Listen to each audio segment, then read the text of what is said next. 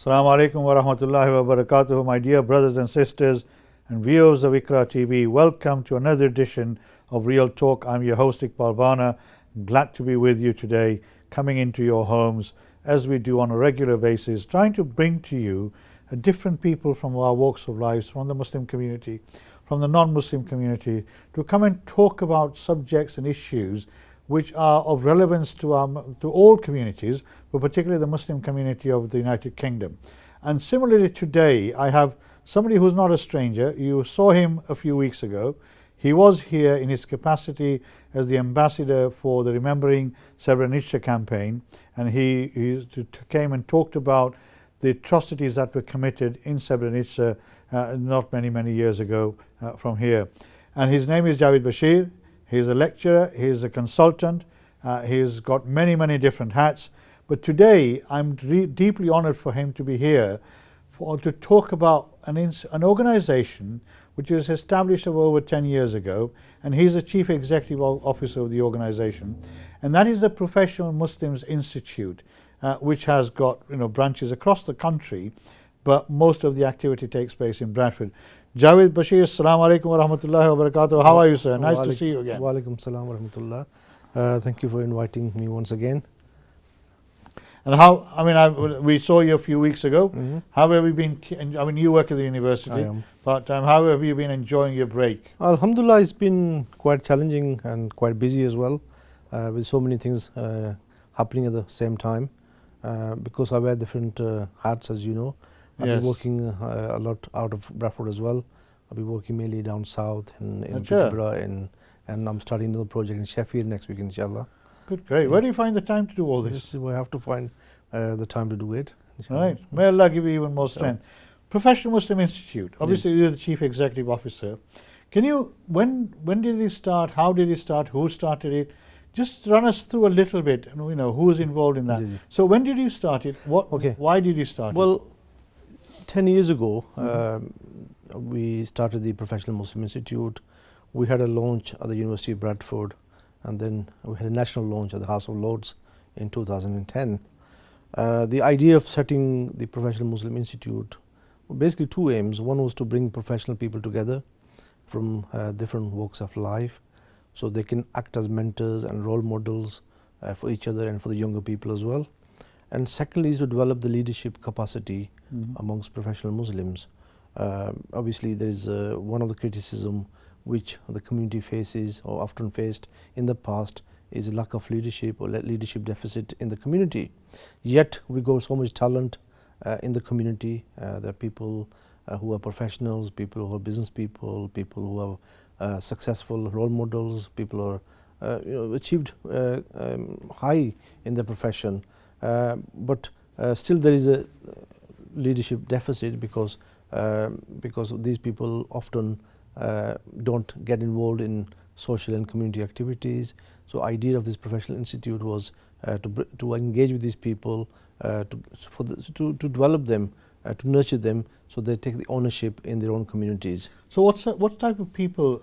It's a very laudable sort of initiative. There's no doubt about it. May Allah give you strength. But what type of people have you got joining this organization? Well, we have people from different walks of life. We have accountants, we have doctors, barristers, we have teachers, social workers, business people, and anybody, and bankers. So we have even politicians as well. And so the Professional Muslim was initially set up from Bradford, but we attract people from all over the country. Right. So people come from as far as London, Peterborough, Leicester, and because this is a unique platform which has been going on for 10 years. You probably have heard of many other initiatives, so they come and go because they are not sustainable. But Alhamdulillah, we sustained the organization for 10 years now, and it's going well. Actually, how have you done that? Are you volunteers, paid staff? Well, basically when we set up, we had support from the University of Bradford, because obviously they were providing the administration support and all that. But now it's become self-sufficient and self-funded, you see, and members contribute toward the organization, and so we don't rely on public funding, and that this is one of the reason it's survived for so long. because public funding, as you know, they come and go, you see, and priorities change over the time as well. So we have not actually tapped into any public funding. So over the years, we managed to sustain the organization without any funding. You've done really well then. Alhamdulillah, alhamdulillah. MashaAllah. And it's going well, you see. And so how many members have you got? Well, we have. I mean, last 10 years or so, we had over 5,000 people attending our programs, events, dinners, networking events, conferences. So basically, at the moment, it's been quite loose membership as such. If you remember, we welcome anybody and everybody. It's not just for Muslims. So somebody like me could join as well. Join anybody. Although I'm not a professional. Well, everybody is professional. You are a professional sitting here doing this wonderful job. You are a professional as well. So anybody and everybody is welcome. And so and also from different communities as well. We have people who regularly come to events from the Hindu community. You probably know Manoj Joshi. And yes, I've seen him on your website. Yes. So he's our regular. We get people like Nirmal Singh. He comes to events. So we have people who from the English communities, from Jewish communities. But the whole idea is to bring people together who have done well, because there's no other platform as far as I'm concerned. So where does this sort of the Muslimness come into this? Well, I mean, that term has been used in Islamophobia definition. And not everybody agree with it, but where does that sort of fit into this narrative? Well, Muslim comes in because as long as they identify themselves as a Muslim, we don't check their identity, whether they're Muslims or which group or which sect they belong to. They can belong to any sect, any group, any school of thought. It's not a religious organization. Yes. PMI is not a religious organization. It just happened to be the people who we were targeting because of the deficit in the Muslim community of leadership. So we've been targeting professional Muslim to come and join board, so we can have some intervention programs in place. So over the years, we worked closely with the School of Management, University of Bradford. We developed the leadership programs, and also and so we plan to do more events as well. One of the events which we plan to do in the next few months is to have an award ceremony for successful people who have actually achieved well in their profession, so we can show to the rest of the world the Muslims are contributing to the economy. They are contributing to society. But often you don't see these people in the media.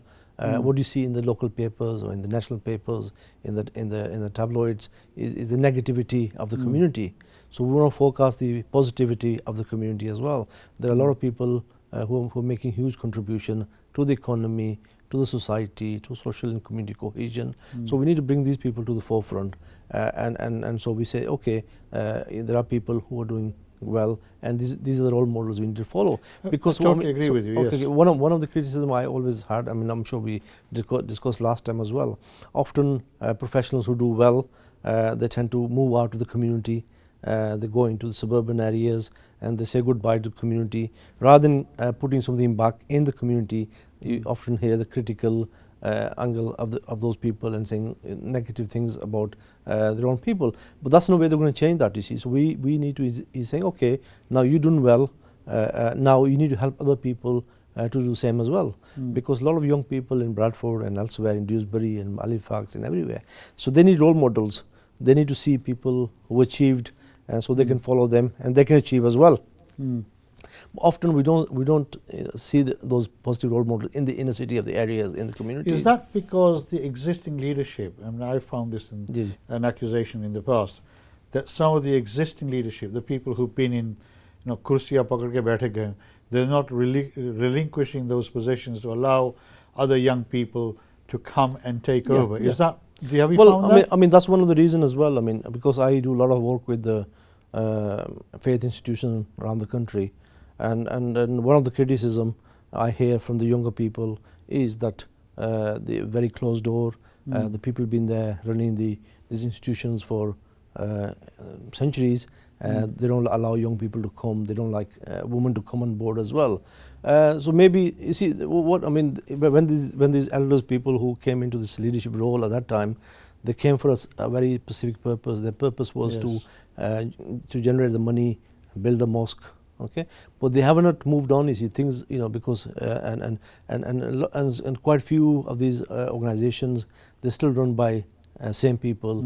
They're still running in those same style, which is Same model of operation, yes. which is quite much outdated. Yes. But young people need inspiration. They need different type of role models. So how do you balance? I mean, on the one hand, Yeah. you want to develop these young people as Yeah. leaders of the future. Yeah.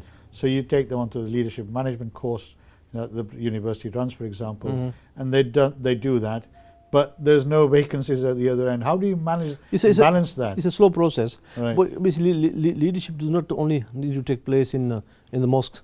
It can take place in other community activities as well.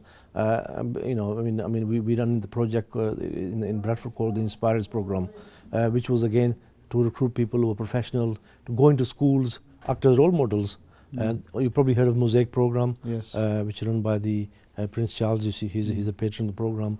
So programs like that, they can act as a role model and as a mentor for those programs as well. School governors, for example. You see, Right. I mean, you don't need to. You know, I mean, there's always vacancies because my background is in school governor service, and I was employed by organisation in Bartley, West Yorkshire Black Governors. You're probably yes. familiar with that. Our brother, I am, yes. brother Saeed Lair and Shaukat Hafiz Yeah. was involved in that time. You see, so my role at that time was to get more people to become school governors, because that's again a leadership role. You see, because now if you look at the dynamics of education now, the local authority doesn't have much control of schools. The schools are run by governors, and so they make decisions. Unless you become governors, you're not going to have influence and to make decisions. So and I think that is a very important Yeah. point, because a lot of people, I don't think, realize that there's a change in the way Yes. that the schools are now managed yes. and operated. That a lot of the majority of schools are actually the responsibility of the governors, not the local authority. Exactly. So there is a need for more and more governance. So I think when we talk about community, we always focus on faith institutions, Yes. mosque and all that. But there is other aspects in the community as well, apart from faith institutions. There's community centres, there's projects, healthy projects, there's voluntary programs taking place in the community. So people get involved in those programs and fundraising for different communities. I mean, for example, a few years ago I was involved in the Lord Mayor's Charity Appeal, for example. I mean, every city, every town will have that, you see. Yes. So you get involved in that, because at the same time what you're doing, you're engaging with the wider community, and they're seeing you as positive, but also you're putting something back in the community as well. And that's what the whole idea of the Professional Muslim Institute was when we set up. And alhamdulillah, people are coming back. So it's grown since we started, and it's sustainable, and more initiatives will come in the future. Right. So at the moment, if our viewers want an example of some of the very practical work that is going Yes. on at a local level, and I totally agree with you that I think the Muslim community has had a deficit in putting back into the community. Lots of people, a bit like you say, have been successful, have achieved important status, but they feel that they've been sort of blocked out from the community leadership function. So in terms of, can you give me some examples of where people who come to join your organizations have become part of your organization, good disciples, have seen the light, and then gone out and done something, not run masjid, madrasas, or join the committees, but you mentioned governors, but is there anything else that they've done that we can show as a good example? Yeah, I mean the one example is the Remembering Shab Nisal, the Right. event we had. That you came on the we came program, on yes. last time as well. I mean, a few years ago, not many people knew what happened in Bosnia. They were not very proactive in getting involved. But as a result of our work with the professional Muslims, they're becoming more aware of it, and they're taking more proactive role in getting things, because that's one way of learning what happened in Europe, you see, and how we can learn lessons from it, and stop things happening in this country as well, and how we can contribute to social and community cohesion in that respect. And then also, like I discussed before, we had this mentoring program running for the younger people, in school, particularly those who are at risk of underachieving. So we identified students who are at risk of underachievement, borderline, and then these role models went into schools and went into masjids and actually work with these young people, and so at least they can actually make a difference. So not only they achieved, but also they put them in the right direction in the career wise as well.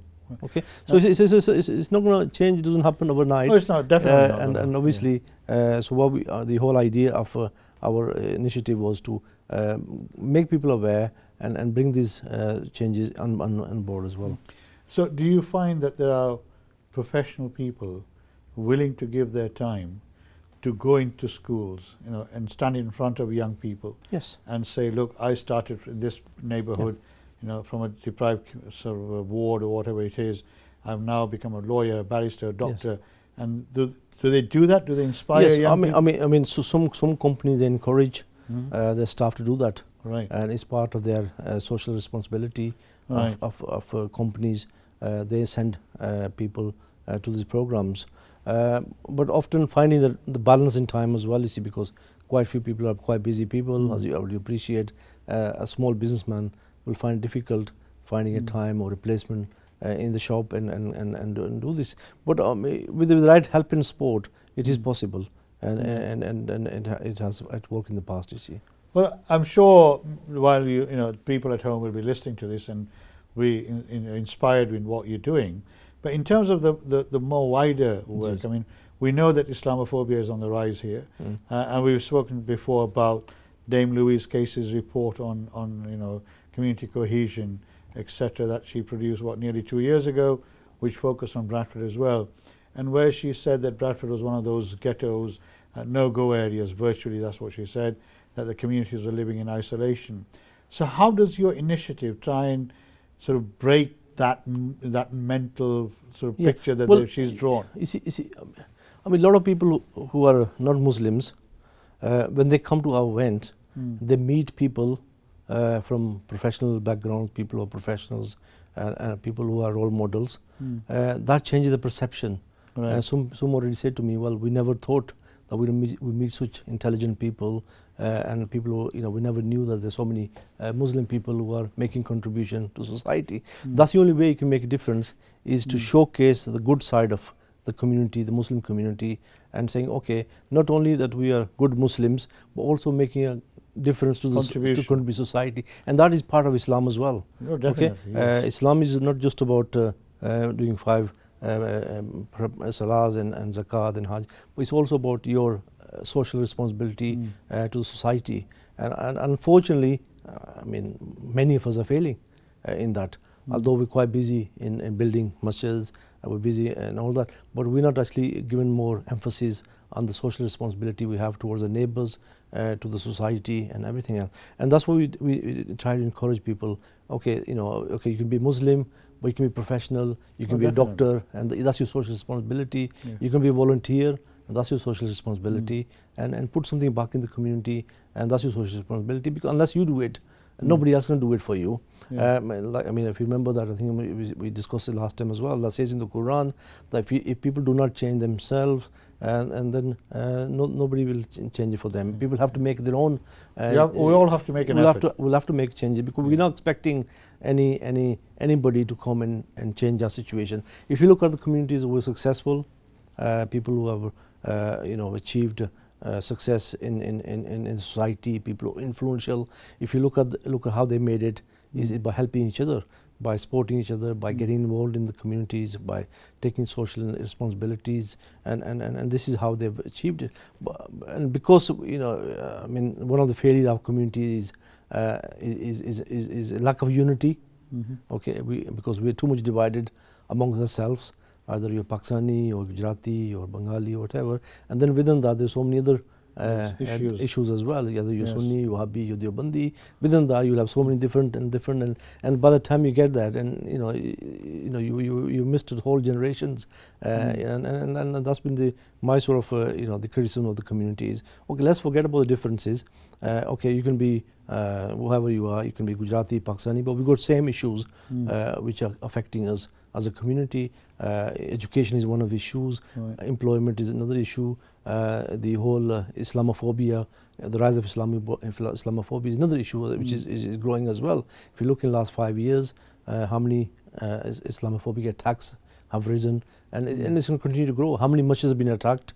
Okay, so how do we stop that? So how does the PMI, the Professional Muslims Institute, I mean, work with, for example, the community, criminal justice systems, for example. So you got the police, the CPS, the Crown Prosecution Service, and the judiciary, the magistrates, and the law courts.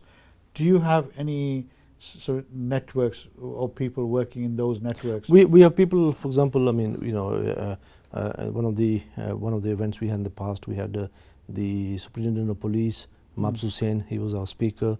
Right. We had Nazir Afzal, who was a Crown Prosecution Officer, former CPS, and so he's been our speaker. So the idea is not is to create that thinking and how these people go back to the institutions and make a difference as well. Sometimes is creating that thinking and the intelligence in the community, saying, okay, these are the issues, and then how we can go back and make a difference, you see. Right. And most of the times there could be a small gesture or a small thing, you see, but that could make a big difference in the community.